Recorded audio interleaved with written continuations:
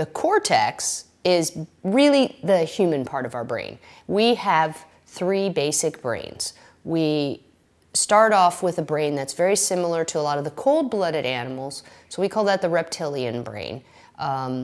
It's the brain stem. If you think of how your brain comes up into your head, the reptilian brain would be the brain stem and the little fist on top of it.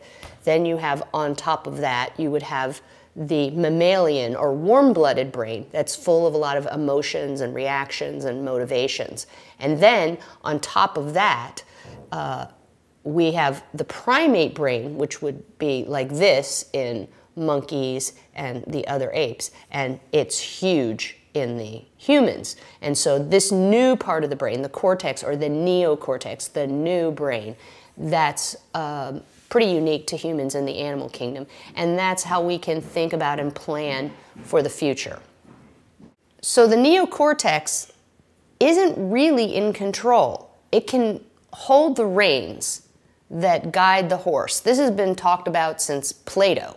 So we know that there's this unconscious part of our brain that we have in a little bit of control, but it's like a large beast, and we can guide it, but if it decides to do things differently, we really have very little control. So the idea of success long-term is to get all three of your brains to work together and use skill power, control your habitat so that you are in fat burning mode at least some of the time, preferably most of the time, and not in fat storage mode. Because the biggest problem we have right now is we're always in fat storage mode hormonally. So we're accumulating fat even while we're trying to lose weight.